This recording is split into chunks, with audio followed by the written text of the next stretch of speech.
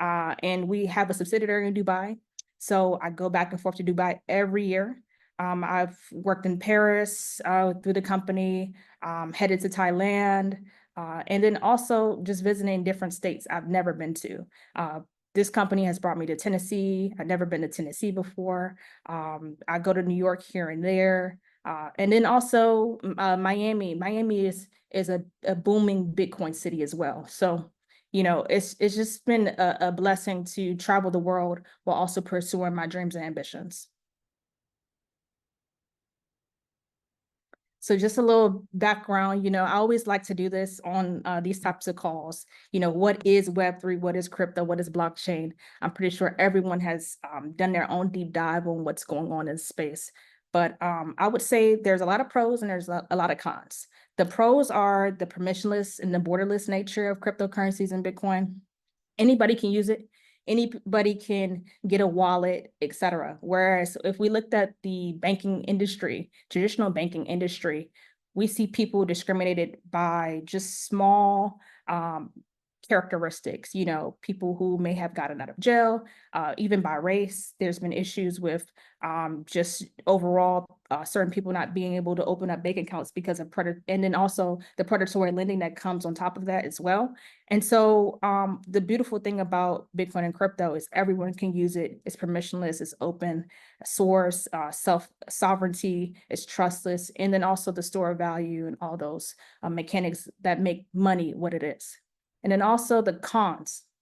So this is kind of where the security folks come in, because a lot of the cons with crypto does come from a security standpoint, but it also comes from a knowledge standpoint too. The knowledge or the lack there of knowledge when it comes to doing your own research or having FOMO.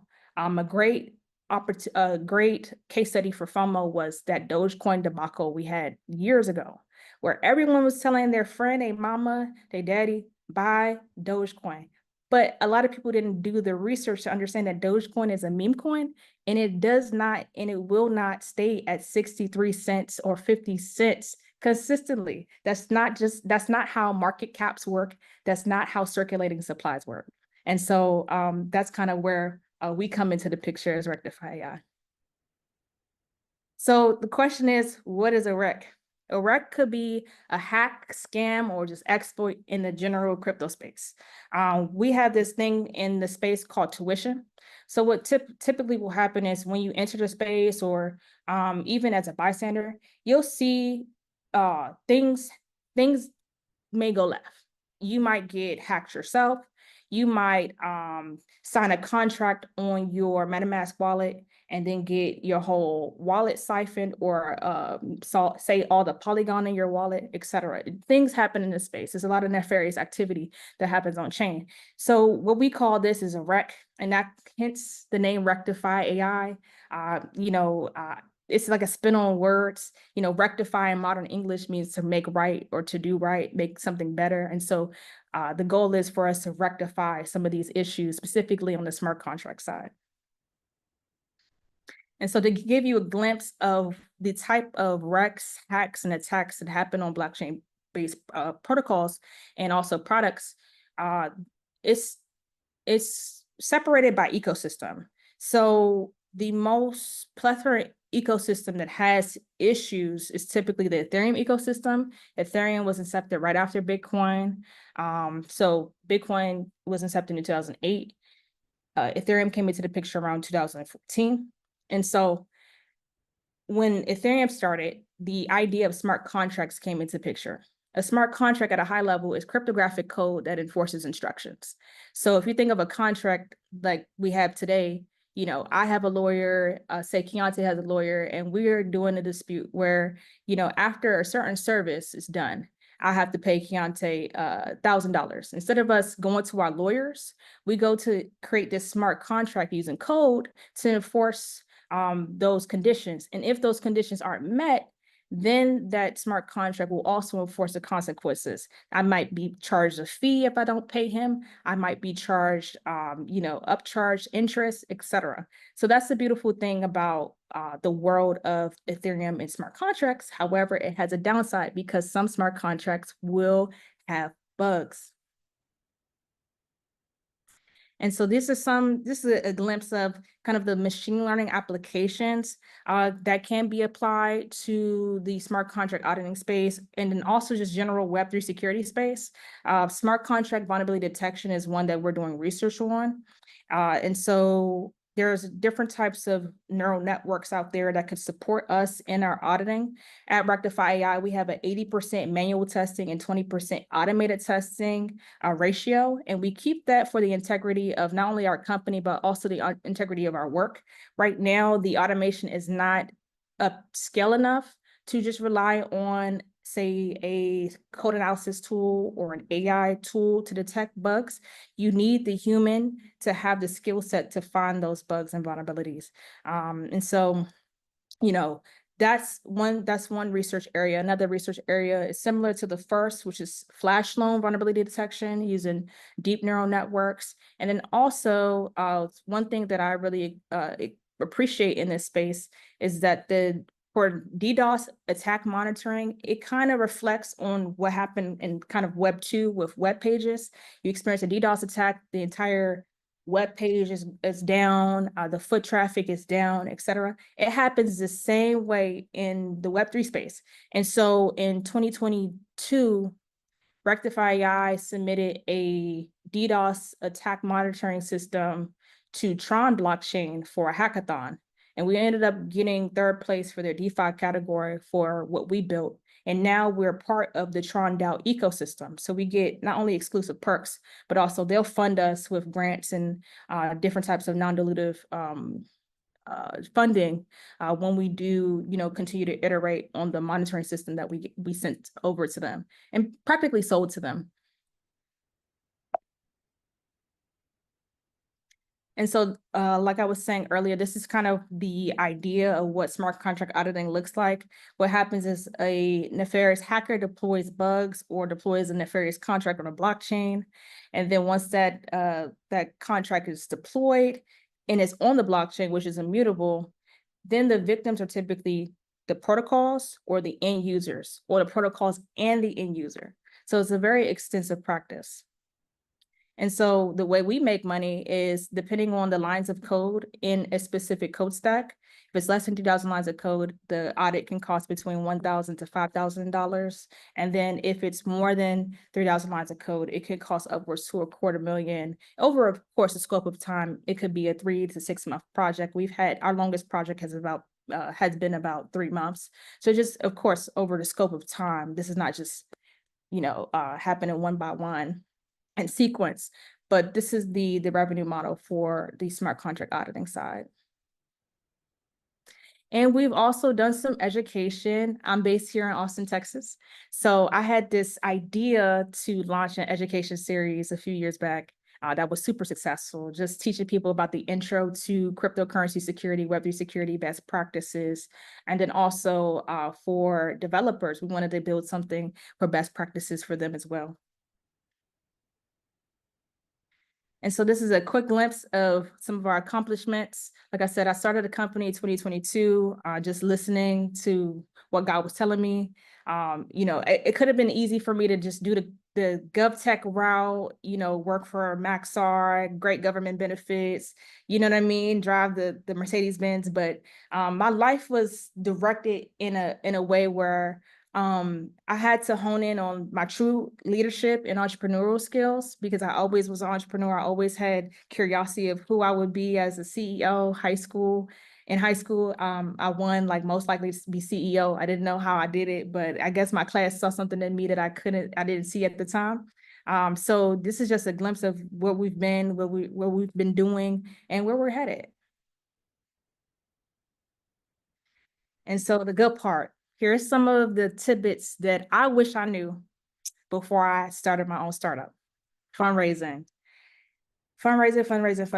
I would say educate yourself on the lingo, educate yourself on what's a safe versus a convertible note, what's a price round, et cetera. Because these questions are going to be asked of you, especially if you're raising venture capital or even raising money in general.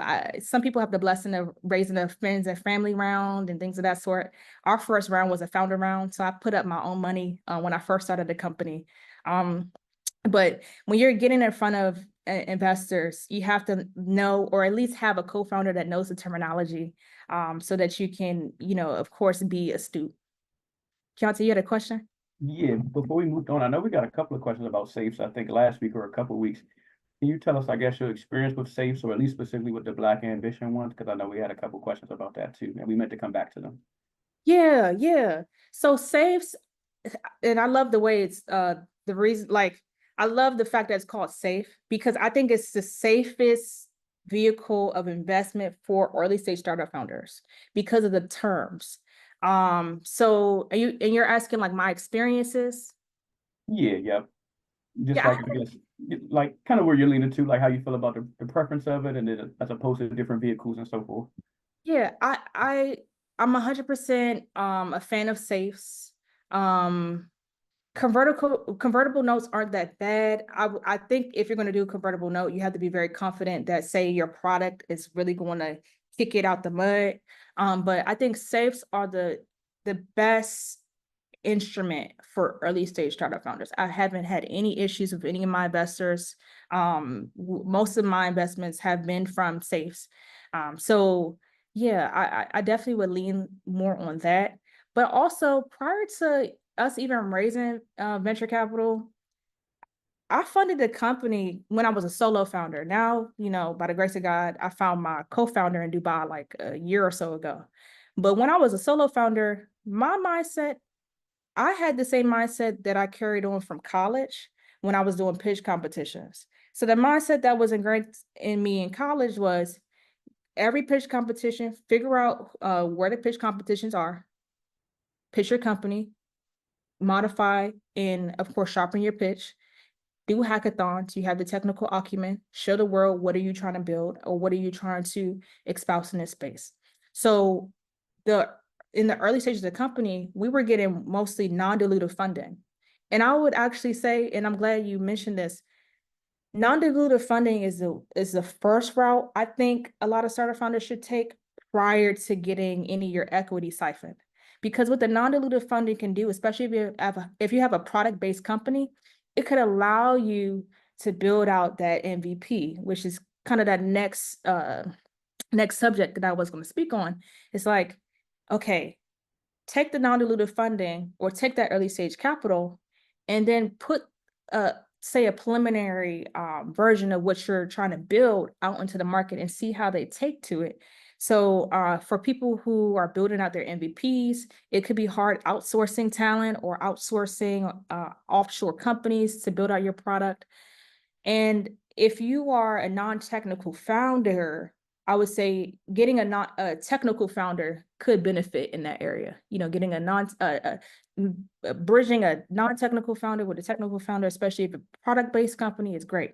Now, we're a service-based company at heart. So what we've gotten away with, me and my co-founder, Camden Greer, is that we're both technical, but I do have the business acumen to handle conversations with investors and handle conversations with stakeholders because of my education in just general entrepreneurship. My minor was technology entrepreneurship.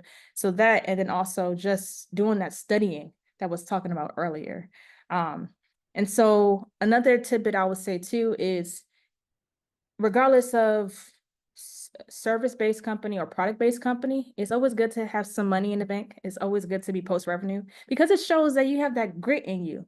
It's way harder to go out and raise money with an idea for a product, but you're telling people about the product, but you can't show them the MVP, or you know what I mean? You're trying to sell a dream. And some people raise money. They do. I've met some of them, but they typically don't look like us. I'm gonna be real with you. I've lived in Austin for 3 years now. I've seen it. I've seen the deals and the checks cut. So yeah, it's always good to at least have some early stage believers. And then also that money in that bank, just to show that you have that grit and you have that acumen. Going back to what I was saying earlier, solo foundership is hard. If you are a solo founder, I feel you. I thugged it out for about a year and a half.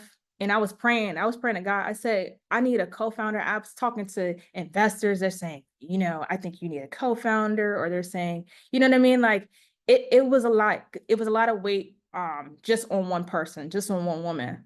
So luckily I have found my co-founder in Dubai, but there's other opportunities for you to find co-founders, especially if you really want one. If you don't want a co-founder, I could understand that too, because at first I had a little ego and I thought that, why are these investors saying I need a co-founder? I don't, you know what I mean? Like I thought I could stand on my own 10 toes.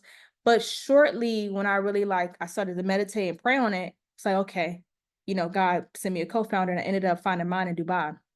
So there are opportunities for you to find co-founders at different types of networking opportunities. It's this app called Kabila from a gentleman from Atlanta that I met years ago at Techstars in Austin. And they have a co-working system, not a co-working system, a co-founder finding system. So they'll kind of match you based on your acumen with the right co-founder for you. So a lot of the times when you have co-founders, it can happen by happenstance, or it can happen just by you going back into your LinkedIn or into your phone book and saying, hey, who do I already know in my network that could complement my company and could be my right-hand man or my right-hand woman? And then also VC is kind of like dating. You have to be very confident. You have to know your worth, know your valuations, know your numbers, and come to the table prepared. One thing that I've realized is when I had first started Rektify, and this is probably just like a Web3 thing, but when I first started Rektify AI, 2022, very plucky, didn't think in my mind to go to VC for anything. I'm going to hackathons. I'm headed to Denver. I'm headed here. I'm here, headed there. I'm doing hackathons. And I had a ton of VCs reach out to me via LinkedIn, reach out to me at conferences, looking over my shoulder as I'm coding. Like they were ready to deploy capital. But the company was not at the stage that it is today. I think Rektify AI is way more venture backable today than it was when I was going to these hackathons. So I would say that really build a relationship with the investors that you've already met, and then also trust your discernment and trust your gut. If something feels off or something feels wrong about, an investor or what they're saying, or it's not making sense for you, not every investment is a good investment. Spiritual discernment is very important. So, and not all money is good money. I've had to walk away from a check. So I would say just have that discernment, and that's VC being like dating is something that was brought up to me a few years ago from a colleague that I met in Austin. Austin has a great startup ecosystem, and I agree with it now that I've gone through it. So that's my tidbit on that. All right. So I'm going to open the floor for any questions and advice.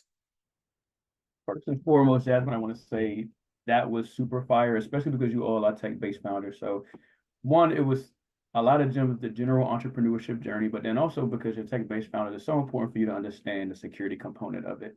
And so as you continue to scale your business, you can go to people now like Jasmine, who's in your network, who can make sure your code's looking good, of course, with a good rate, you know what I mean? But of course, that's super, super important to just make sure that your company is protected, your app is protected, just all the groundwork, from a technical standpoint is good to go.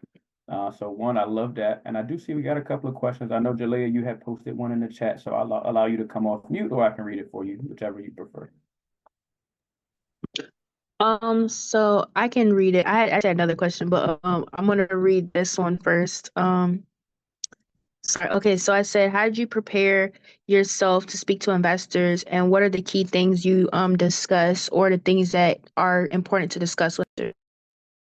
That's a great question. So when I first started a company and these investors were bombarding me, I had no preparation other than speaking highly technical, right? Now I come to the table with kind of like a back and forth interview. At first, I was in the mindset of they're interviewing me, but now I interview them. So I ask them things about like, who have you invested in lately? What was the valuation of that company? How much money did they raise? What type of acumen do you look for in the founders that you invest in? So another question. How long has the fund existed? What are the check sizes? Are you a pre-seed stage or Series A type of investment firm? So there's a plethora of things you can come to the table and ask them. And then also, I would say you could go before you get on a meeting with them. I do this a lot. I'll go on the website and just scope out their website, their about page, their portfolio companies. I want to know about these people before they get to know about me so that I can ask high level questions. And actually, what you were saying, I was noticing that you were like saying a lot of like technical terms. And so how did you get familiar with that type of knowledge? Because I know like one of the things for me is I just don't know like what are things they're looking for? Like how can you communicate on a high level where you can in some way kind of show that you are in the space and like you know what they're talking about in a way? So I love yeah. that. I love that question. So let me tell you something. All right. All right. Do not speak technical unless that venture principal, whoever they are, is technical. When you speak to investors, more than likely, you're going to have to give them your kind of quote unquote dumbed down elevator pitch. I hate to say it like that, but when I was, years ago, when I was like going through these hoops and hurdles with talking to these folks, they're not going to tell you you're speaking too high, like you're speaking too technical. They're not going to tell you that. What they're going to do is they're probably going to ghost or, just certain human factors come into the mix.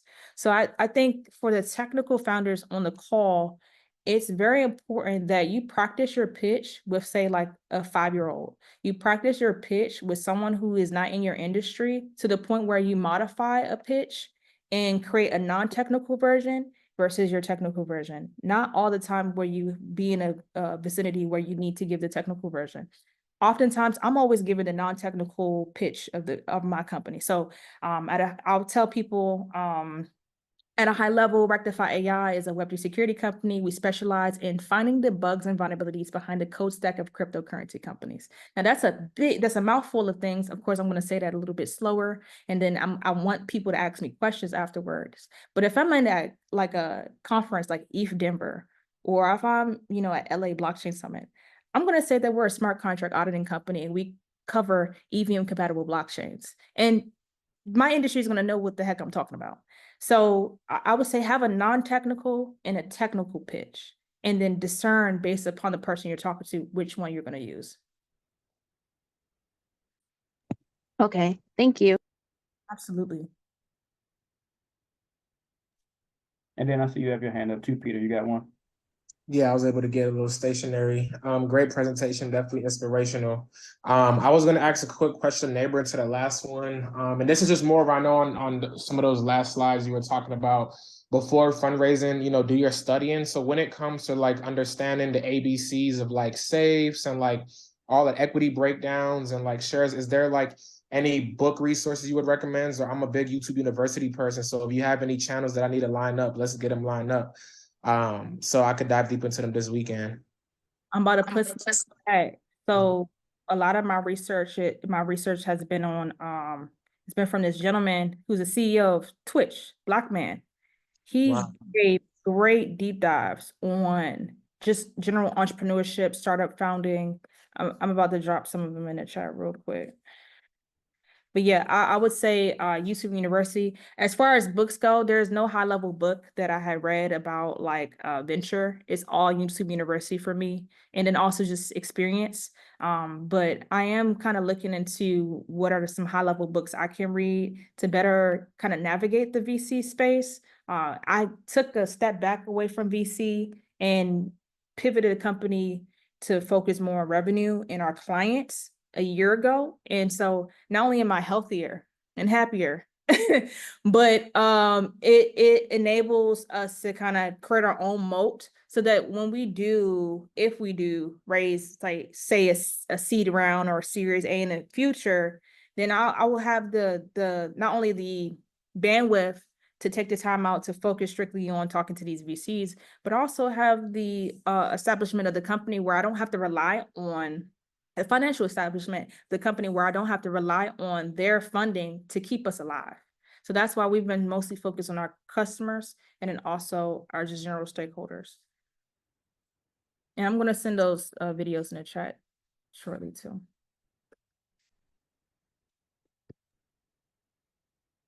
Awesome. Thank you, Jasmine. And I think Destiny had a question and then Jeff had one. Unless you still had one last one, Peter. I did it. Let me put my hand down. Okay, sweet. Yeah. And then I'll pass it over to Destiny. All right. Thank you, Jasmine, for your presentation, and for giving us what we needed. I have never, I'm sure this is important for the fashion industry. Can you talk a little bit about ways that this can affect or impact the fashion industry, whether we use it or not? Not just across the board, but also for individual companies. Are you talking about like just general AI or just like Web3? The protection of your data and the protection of your software. Yeah, for sure. For sure. I would say, so what jurisdiction are you working in? Is it like US or just global? Oh, US, starting out. So two things. I actually built a beta or MVP called Measure Me. It's a platform that converts users' measurements across fashion brands so that you can shop accurately online. But I am an actual designer for clothes, and they're modular clothing. It's modular clothing for the everyday working woman that goes from point A to point B. And in both of those spaces, I'm thinking about the protection of any size or body information that I'm putting online, to users actually inputting their personal data. So how do you use something like what you're building to protect that? Well, I could give you advice on that, but this is kind of separate from like what we do at Rektify AI, because what we do is Okay. smart contract auditing. But my advice to you with that, with data protection, with your customers is look up the jurisdictions and the compliance. So for example, like European Union, GDPR, just ensuring that how you protect your data is not infringing on those previous conceived just enforcements. And then also I would say kind of stay away from the cloud. I know a lot of people will push the cloud for data storage. If you are going to do a cloud service, do a secure one. I'm a huge fan of GCP versus AWS. However, it just depends on kind of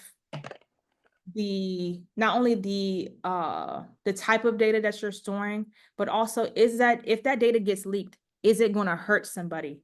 That type of mindset. So I would look at, like I said, the jurisdictions and how you store that data and information. Okay, thank you. I think I got another question, but I'll wait. I'll let Jalea go. I'm glad you care about that too. I'm super glad you care about that.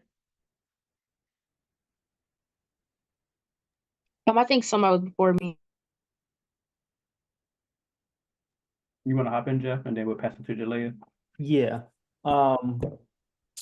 Two things. One, thank you for the insight about like knowing your audience, because I'm a CTO myself, very technical. So when I explain things, I've noticed like, oh, I'm getting way too technical, and I'm like, this is not the right people. So let me just keep it high level and give them that. And if they want to ask more questions, that's good.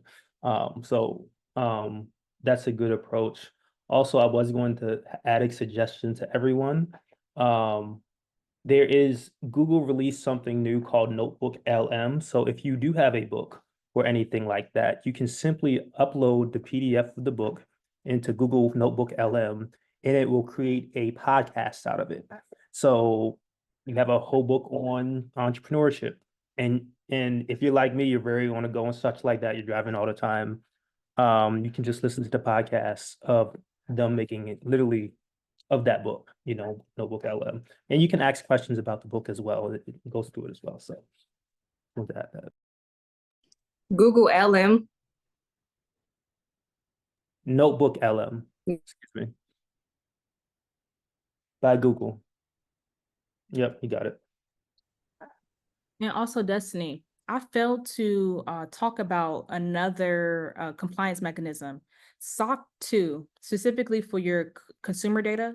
I would say look into how to get your company SOC 2 verified. How do you spell SOC? Like SOC. SOC. Thank SOC. you. Yep. SOC verified, you said? It's called SOC 2. SOC Like 2. Roman numerals, though. It's Roman numerals. Oh, okay. But that's the best compliance in the States for consumer data. Oh, wow. Okay, good. Yeah, that's important because, you know, the more that there's so many problems related to overconsumption and clothing waste in the fashion industry, that everything connected to clothing is becoming technology based to ensure that we do better with the cycle of clothes. And so the more that's a thing, it's either going to pull users away from shopping online, or it's going to bring them closer to it.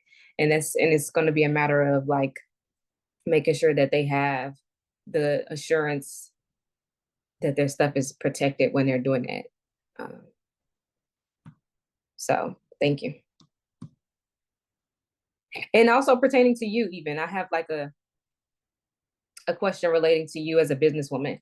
When you are traveling, what is your I know we're supposed to be asking pitch questions, so Keontae, don't hurt me. But No, you're fine. Yeah, asking questions. This is not just for pitch questions. So Jasmine is brilliant. Take a leverage of the resource. Yeah. So Jasmine, with you being a constant annual traveler for business, how important is it in how you show up with what you wear in specific rooms? How important is that to you? And how do you prefer to shop? Do you shop online? Do you shop in person? And how do you actually, when you do that, how important is it? What is there any pain points that you've identified when it comes to the process of purchasing to actually traveling with your clothes? That's a great question. And I'm gonna keep it PG since we're recording. But beautiful Black woman. I got a body. So it's just like when I go to certain tech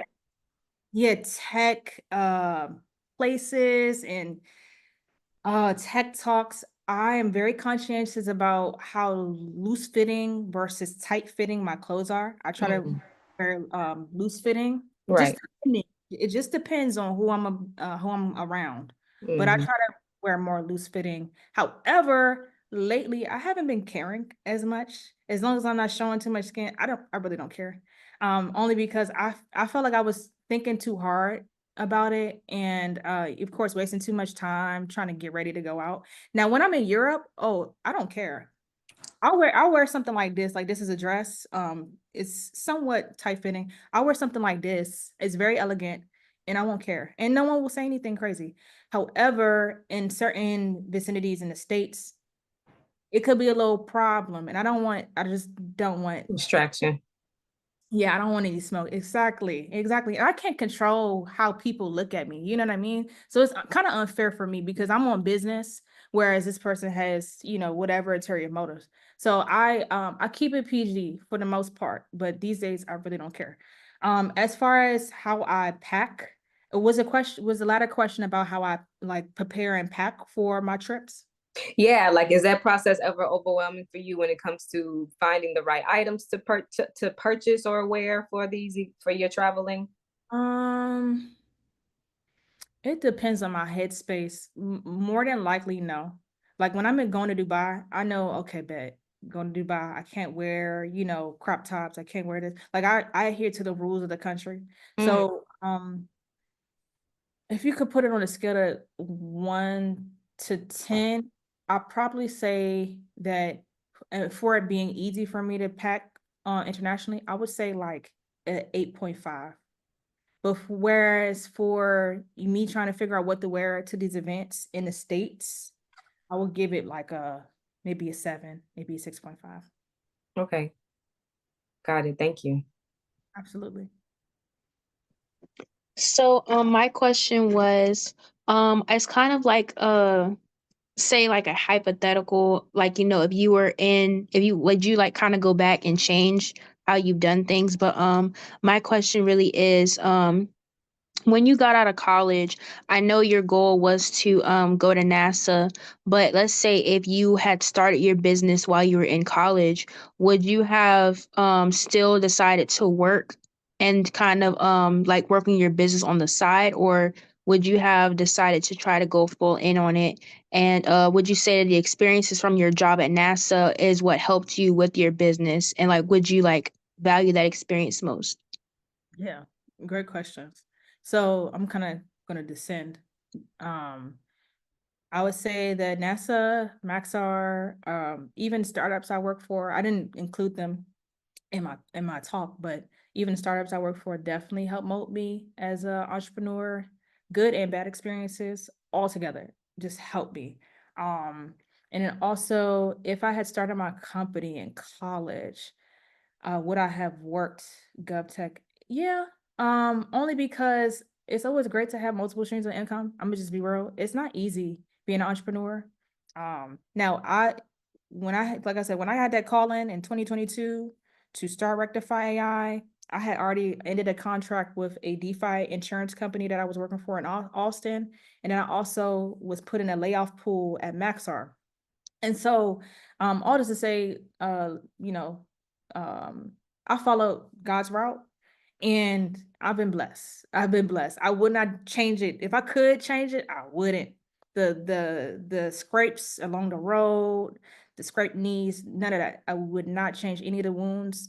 I would not change it because it helped mold me in my character as a woman CEO, Black woman CEO, so that I could prepare myself for these high level conversations with, say, customers, say, investors, say, future stakeholders, and just general people like you all, amazing people like you all. And then what was your very first question? Actually, that was my very first question, kind of like, if you had the chance, like, if you had started your business when you were in college, like, would you have gone that route, or would you have still just worked your job at NASA? Oh, And, yeah. the second part was, actually, I think you already answered it too. I basically just asked, do you think the experiences that you had, got from your job, kind of helped you in starting your business and things like that? Yeah, it's helped. However, smart contract auditing, I had to do my own studying on that and like participate in bug bounty programs, learn just hone in on my learning with Solidity because I was learning Solidity in 2017. And Solidity is like a high level smart contract auditing language for the Ethereum ecosystem. So I had to I learned some of it in college, but I really had to hone in on it post college. So that, and then I've taken courses, I've taken hack courses, I've done certifications through the Blockchain Council. So it was a lot of side work too, on top of my education and my work experience. I have another question. That's actually similar to what I was going to ask you. One of the questions, is there anything about your company that you didn't or don't know that you're having to either learn or delegate to somebody else because of just the high the high level of technology that's required? Yeah. See, I'm not a marketing girly. I hired right now I have one marketer and then another brand strategist. And my brand strategist, and let me hone in on that. I'm going to put my LinkedIn in the chat too. Go to your network because my brand strategist is my college classmate. And she was like, this business, da, da, da, I love it. Da, da, da. So she's helped me a lot with the new logos because at first I had made a lot of this stuff when I started out, website, everything. And I'm not the best designer, things of that sort. So it's very much so looking dull. V1 Rectify was very much so looking dull. But I hired a brand strategist. Her name is Anne, who's my college classmate, and she's taken the brand, the logos, the website, everything to a whole nother notch. So I would say I definitely delegated a lot of the kind of non-technical stuff to people Okay. who and that acumen. So the non-technical things, but the technical things, you you either already knew from previous experiences or you went through necessary programs to learn it? Is that Well, it's a blend of both because my co-founder, he's also technical and he's our head of smart contract auditing. So it's like a 40% chance that I'll touch say a smart contract project. However, smart contract auditing project, but he's the head of smart contract auditing. He's one of the top smart contract auditors on this bug bounty program called Code Arena. So he's really well known in UAE, also UK. He actually moved from the UK to UAE to support our efforts over there. So I would say for me, it was kind of both. I came in with a data science acumen, right? Python, C++, Java, whatever. But you have to kind of use that same mindset that you learned all those other coding languages to learn the new coding languages in Web3, like Rust, Solidity, etc. So, and then you have to I stay up all hours of the night just studying and figuring out the methodologies and the differences between the knowledge I already know from kind of Web 2 and then bringing that knowledge into Web 3. So I would say it's a blend. Constant learning? Okay, got you. And so another question.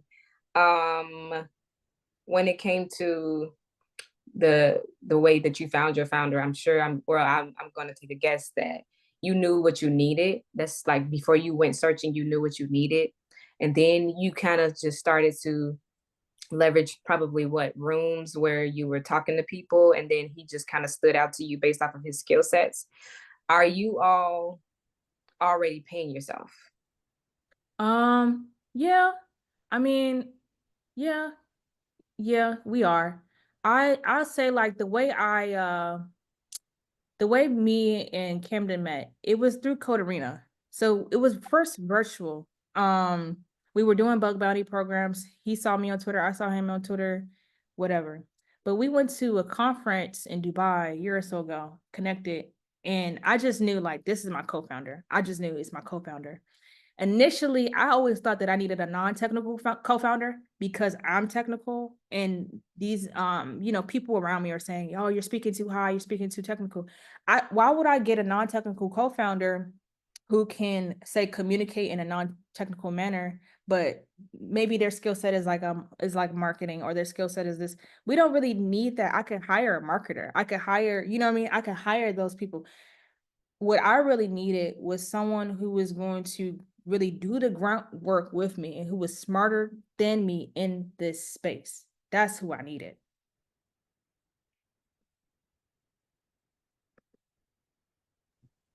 I love Okay, that. so And actually, sorry, go ahead. so Jasmine. kind of building off what you were saying, that was something kind of like I was kind of going through with I'm not saying like the same exact situation, but I had I was trying to find people who had specific skills because I'm a tech major, but I'm not the best technically. I would probably say I'm more of a visionary, and I have like the vision and the design and things like that in my head, but I don't have the all the technical skills to get it done. So one of the things I had a hard time like struggling with was finding somebody who had a lot more technical knowledge than me. And so I really appreciate you kind of going on like your journey with that and things like that, because that was something that I had a hard time with, and like it even kind of like impacted like how I felt about myself. 'Cause I'm just like I have I have this vision, but I'm a tech major and can't really do a whole lot of technical stuff. And so I think that was very interesting to hear. For sure, for sure. And it's awesome to be a visionary, to be both a visionary and a technologist. It's a blessing. So I resonate with you. Thank you. I appreciate that. And I know Oh, but that. really, I'm oh, sorry. You got another one, Jalea? Go ahead, and then we'll do close with one last question. I got another one too. Oh, y'all ain't playing. Do you have enough time, Jasmine? You got to run, or you got a little more time? Yeah, we all good. I was gonna fly a plane today, funny enough, Oh, but he canceled a few okay. hours ago. Got you. Okay, so we're not holding you up from flying the plane, right? No, Got no, like you're 5 more minutes. good. I'm headed there tomorrow. Okay, got you. All right, go ahead, y'all dive in. Oh, so I was just gonna ask too. So how do you stay how do you stay up to date on all the different like latest technologies, things like that? Because you know if you're somebody in tech field, tech fields, you're going to need to stay up to date, kind of know what are the latest ways people are breaking the systems and things like that. So how are you staying up to date with the latest technologies and how are you implementing those things into your product? That's a great question. I'm gonna send another thing in the chat. All right. It's this British man. His name is Bernard Marr. And he has these amazing publications about the latest technologies, the latest emerging technologies in the IoT, AI, blockchain, you name it, any space. As you know, with ChatGPT launching a few years ago, it's been a lot of eyes on AI and machine learning.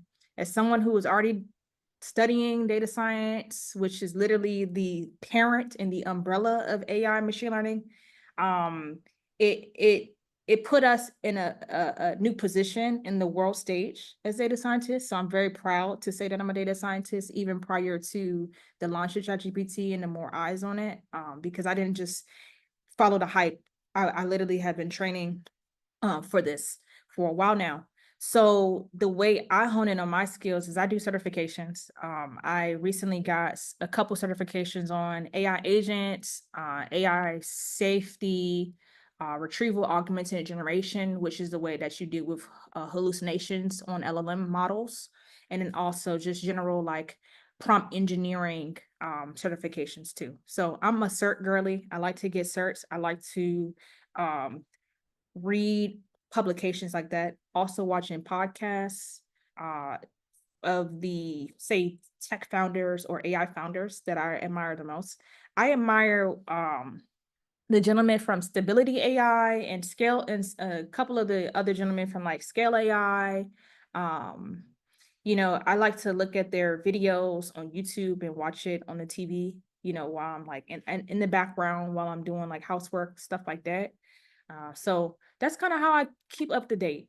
I keep up to date. And then also follow Bernard Marr on LinkedIn because he has these really great publications. I think anybody could have value in. And it only is maybe a 5 to 10 minute read.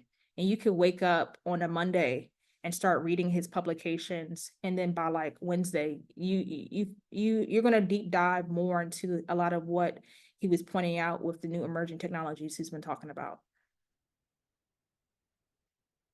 Oh, and I gotta Thank put my you. chat.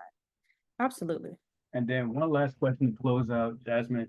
As Destiny and Jalay prepare for demo day next week, can you tell us a bit about like how you prepared to pitch on that big stage in front of like Pharrell and so many of the really dope industry leaders and ecosystem players? Like I feel like it shows nerves, but like was there a routine you had? I'm sure you prayed, I'm sure you practiced probably in the mirror 100 times, but like what really helped you lock in and succeed in that day? Feel free to share any gems of like what that journey looks like as they prepare for that next Friday. Yeah, I'm not gonna lie. I've done a lot of pitches. I've been in Houston for Cyber Summit. I've been to Atlanta for Startup Runway. I've traveled the world to do pitches. I pitched in Dubai. Black Ambition was the most nerve-wracking pitch, but it was, I believe, in my opinion, it was my best pitch. And it's such a shame that I haven't even seen the video. Such a shame. But the way I prepared is I like to practice in the mirror. I like to kind of practice among, funny enough, one of my friends who also she's worked for Microsoft, she was helping me practice the Black Ambition pitch. She would tell me call her at like 10 p.m. and we practice a pitch, and then she'll give me her critiques and that type of thing. So it was a lot leading up to that. Also, thankfully, we did an accelerator program last year through Generator. And a lot of Generator's program is practicing your pitch among non-technical, technical, all types of people. So luckily, with the help of that accelerator, I was able to refine my pitch as well. But I would say practice, practice, practice, practice. Also look up different questions that whoever's judging you may ask you. It's really important for you to be prepared because the pitch is important, but how you show up when you're being asked questions is just as important. So I would say, you know, prepare yourself too for kind of those curveball questions. But yeah, and be confident. Be confident, be confident. Depending on the type of company you have, it's something that I was contingent and contingent on, and then also just you know, discussing with one of the ladies from the accelerator program that we completed, is that, you know, this is a cybersecurity company. Should I be smiling? Should I be bubbly? Should I be myself, my personality? Because at first I didn't smile through none of my pitches. I'm looking mean for no reason. She said, Jasmine, come as yourself. Come as yourself. So, you know, I would say come as who you are when it comes to your pitches. Don't, you know, don't kind of deviate from what your gut instinct is. Another thing is, you know, when I had did the Black Ambition pitch, I didn't know that I was gonna open my pitch up with a joke. Like I just got on that stage, you know, all eyes on me, all these lights to make myself feel better. You know, I had made a joke about like the shoes I was wearing. I was wearing Tim's in New York, and because I was looking at all these folks, they looking at me. I'm like, I have two options. It's either I'm anxious or you know, I match the energy of the crowd and I show love. And so I chose the latter and I show love to New York. So yeah, I would say just be yourself, be yourself, be yourself. It's your business, it's your baby. You know, you've done a lot of work to get to where you are. Just embrace it and learn. You know, judges might ask you curveball questions and it might kind of hurt the ego a little bit, especially if it's something where you didn't really think about it before. But actually hone in on that question that they ask and hone in on your answer and sit and refine whatever that answer was. Because everyone, like, not everyone is working in your worst interest. You know, I want to see you all be successful, and you never know who's in the room. Gems, that is gems right there, Jasmine. We appreciate you. This has been amazing, and I feel like such an opportune presentation. Of course, at the root of it all, this is a tech-based accelerator. So although you all may not be the most technical of your team, just understanding all of these different components, but even just the journey of a founder, is super, super important. So Jasmine was super grateful for it. I know that you all took in a lot from it, especially off the engagement for the past like 20 minutes or so of the questions. So I know you got some good gems from her. So Jasmine, we appreciate you taking your time. I'm glad we got a little extra time too, so you can do your flight tomorrow. Well, you said you're flying a plane. First of all, let me come back to that. Co-pilot. That is Austin is super tough. amazing. So I've been able to connect with amazing people. So tomorrow I went from aerospace, right, which is Yeah. beyond the Earth's atmosphere, and now I'm about to do aviation. Come on now. Look at her, yo, going to Dubai, out here flying planes. She just might be the most interesting founder ever, yo. Thank you. But Thank you. Thank you for this opportunity. I appreciate you yeah, all so much of for the course. time. No, we really appreciate you, founders. Super excited for you all next week. We'll stay in tune with you all just to make sure you're all good to go for demo day. But please hold dear to these gems that Jasmine dropped and all of our previous 5 other speakers from the previous weeks as well. Take all of these gems, embed them in your presentation, and not just a presentation because that's just one day, but your entrepreneurship journey, your story, being authentic, and just continue to be great. So we appreciate you all. Thanks again, Jasmine, and everybody have a great weekend. Thank Yeah. you again. Thank you Thank you guys. so Thank you, much. Jasmine. I really appreciate it. I also liked your pitch. I mean, hearing you speak today because you're specifically tailored to like the government sector.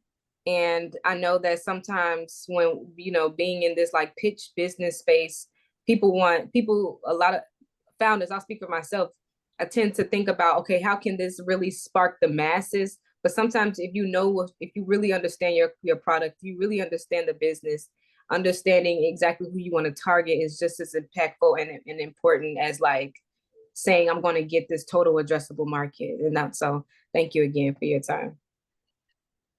Awesome. Thank you guys. No, I love it. I'm inspired. I'm empowered. Everybody have a happy Friday and have a great weekend. Okay. Bye. Thank you guys. One.